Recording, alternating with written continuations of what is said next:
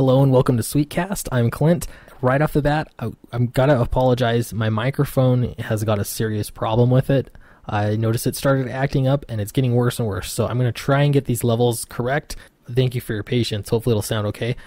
So I want to look at the Captain Marvel trailer. This is the brand new one that just came out yesterday. But I want to talk about the politics that are surrounding it.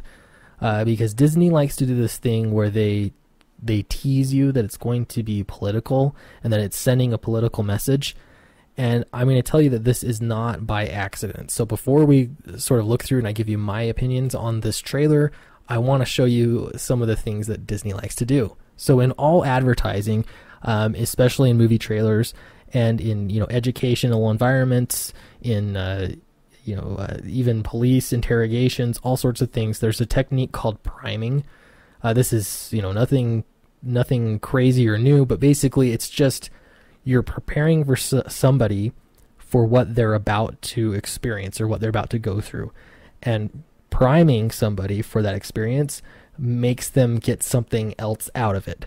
So if I advertise to you a certain way, that's why a good movie trailer is going to make you feel like, get your expectations up, make you feel excited about a movie, and then the movie needs to follow through with it. If they prime you so that your expectations are too high, then you're going to be very upset when you experience the movie. So the way that Disney is using priming is not normal.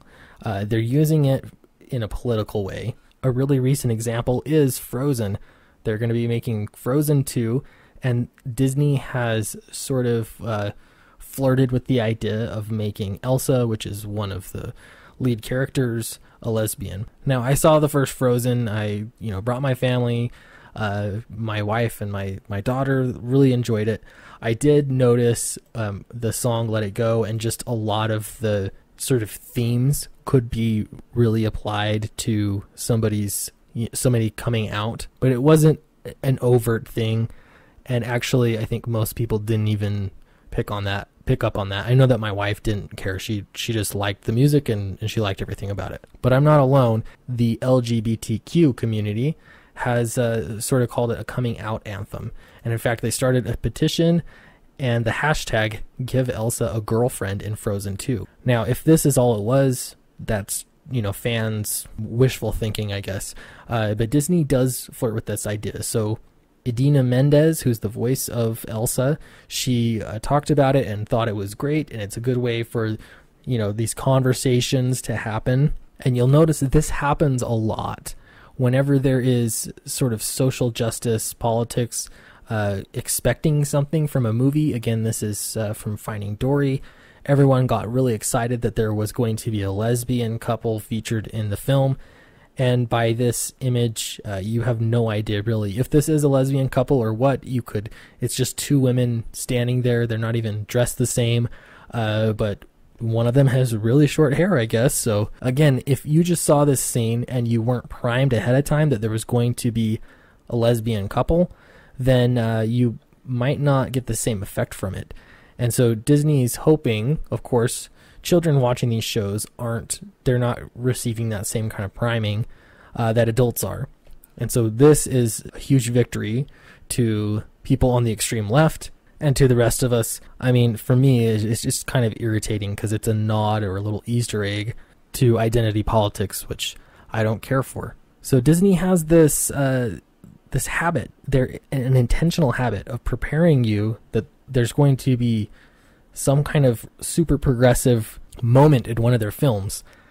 And then it's up to you to look at that film and find that moment and gain something from it. So just another example is Beauty and the Beast. And in all reality, it was an extremely minor, mild, gay moment, you could say. And if you weren't primed for it, you probably wouldn't think much of it. Now, on the other end of the spectrum is a movie like Zootopia. Yeah, I've got small kids, and so I watch all of these shows. And Zootopia, on the other hand, this is straight up re-education. You're sitting through a movie that is all about white privilege, and it's cloaked inside of this predators versus prey kind of mentality, but they use all the same kinds of terminology. They use all the same kind of lesson teachings. It's mental gymnastics in order to make if you haven't seen it, it's kind of hard to explain, but the prey, so to speak, in the film, the herbivores, are actually guilty.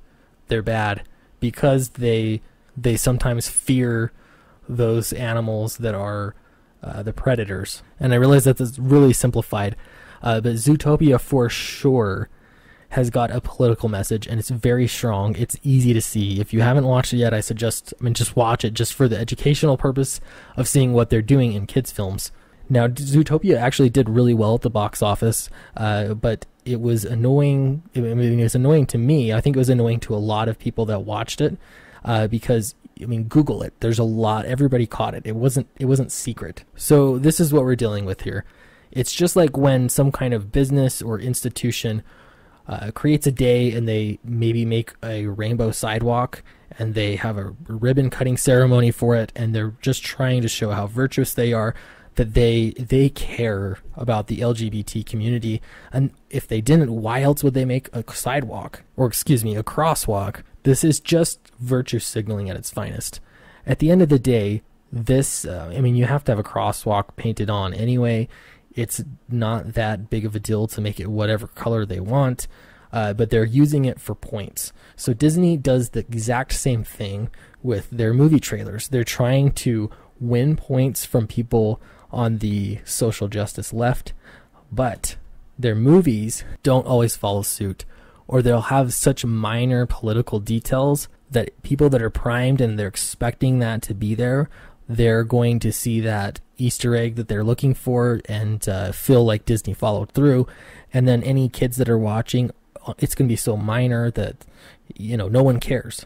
So the question is Captain Marvel going to be a political show? Now, I could be wrong. Feel free to disagree with me in the comment section. I honestly think that Disney is not going to actually run political themes through the movie. They're going to have a female protagonist, a female hero, and the storyline is going to follow typical Marvel Cinematic Universe feel. They've never been overtly political. Even in the Black Panther films, they were a little political, but it wasn't like progressive politics. Actually, if you watch it, it was almost conservative, which was interesting. So let's look through the trailer a little bit, and I'll point out what I mean. So, Skrulls are the bad guys.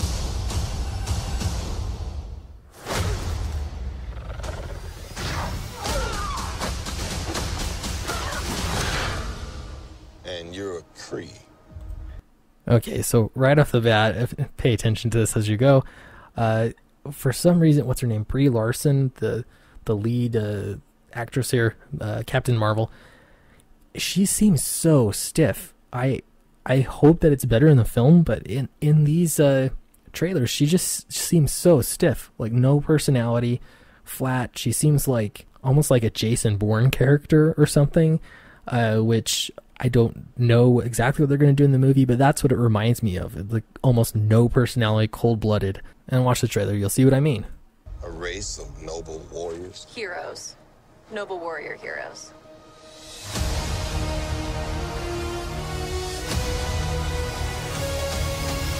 Hold on, I gotta look at that. Let's get a look at this shot. Diverse. So diverse.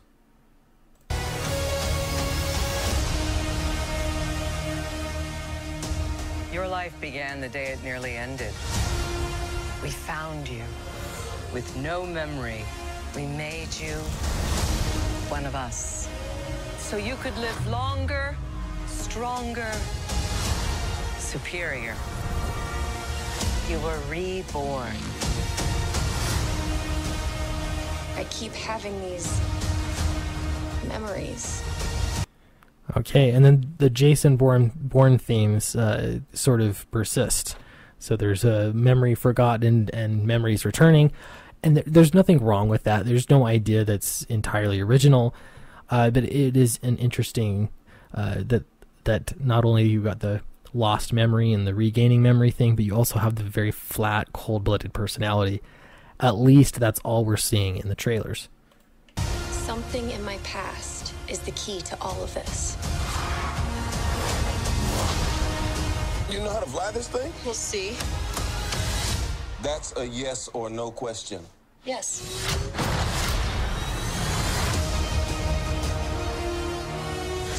Would you like to know what you really are? I think I had a life here. What aren't you telling me? You've come a long way, but you're not as strong as you think. Okay, and then you see that this is not part of the film. This is a part of the marketing. You're not going to see this in the film. It's not going to say with a hero, right? Let's see if we can go back a little bit. See with her. That they're not going to do that in the film. This is something just for the trailer. Is they're trying to emphasize that they have a female lead here. Not that there's, I mean, I don't understand this. There's been so many movies and TV shows with female leads, and they act like it's never been done before. I don't get that. But this is an example of they're priming you to let you know that that's what they're doing. However, if you go watch the film, you're not going to see this. I really doubt that they're going to do it. This war is just the beginning. I'm not gonna fight your war.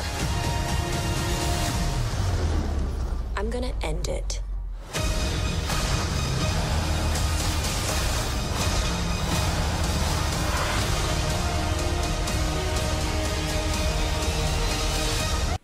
Okay, you get the idea. We'll stop there with Samuel L. Jackson and the cat. I could be wrong, but I really think that what they're going to do is they're going to drop some little Easter egg in the film. It's going to be very small. Beside that, the rest of the movie is going to be a typical Marvel Cinematic Universe movie. I really think that they're going to do that because this is depending upon the worldwide market. They're depending on China to watch this film. And in places like China, social justice politics don't fly very well. In places like Japan, social justice politics don't fly very well. So when they do insert politics, they're going to be extremely minor, if at all. Now, I could be wrong. Tell me why I'm wrong in the comment section. And I really appreciate all the support. I'm hoping by the time I post this video, I'm going to have 1,000 subscribers. You guys have all been so great. I'm going to keep moving upward and onward, and I will see you next time.